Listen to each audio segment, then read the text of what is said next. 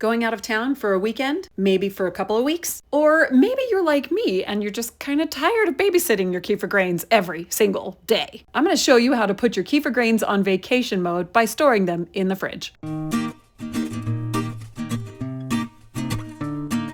You start by straining the grains like you usually would. I put a strainer into a glass bowl and use a spatula to separate the kefir grains from the kefir itself. If you want a full breakdown of this, I've got a video for you linked down in the description.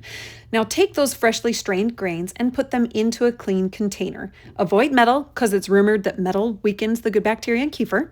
I recommend a glass jar because it's easy storage and it's easy to clean when it's done. And if you're going to be gone for just a weekend, then just make sure that you have a cup of milk for about every teaspoon of grains that you have in your jar. Now, if you're going to be gone for longer than that, you'll need more milk, but I also recommend that you don't keep more than a teaspoon of kefir grains in that jar. And I say this because the more grains that you have, the faster the grains will eat through the sugars in the milk.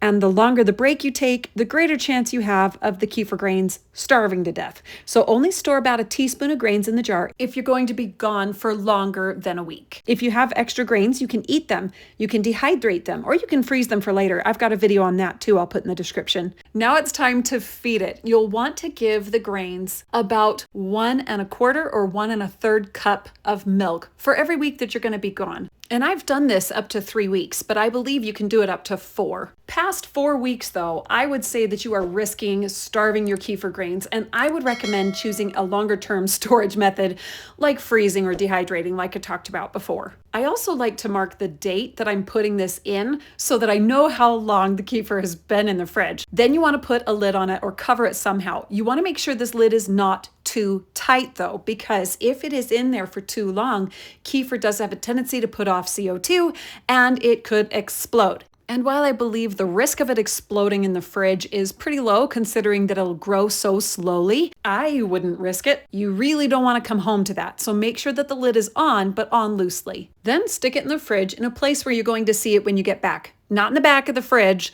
somewhere visible. And enjoy your trip. If this video was helpful, give it a like and share it with someone that you think it could help. And subscribe so you don't miss any of my other desert forest garden adventures like you see right here on your screen. And I'll see you on the next one. Thanks for watching.